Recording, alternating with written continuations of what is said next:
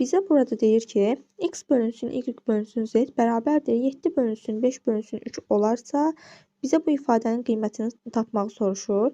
Necə tapacaq? Burada x-a biz 7k, y-a 5k, z-ə isə 3k desək və bu ifadəmizin yerində qoysaq onları cavab alacaq əslində. Qoyuram. Surəti yazacağım. Surətdə x üstəgəl y üstəgəlsin z olduğuna görə üçündə toplayıram. Yəni 7k üzərinə gəlsin 5k üzərinə gəlsin 3k. Məxrəcdə yazıram. X çıx y, yəni 7k çıxılsın 5k üzərinə gəlsin 3k. Yəni z.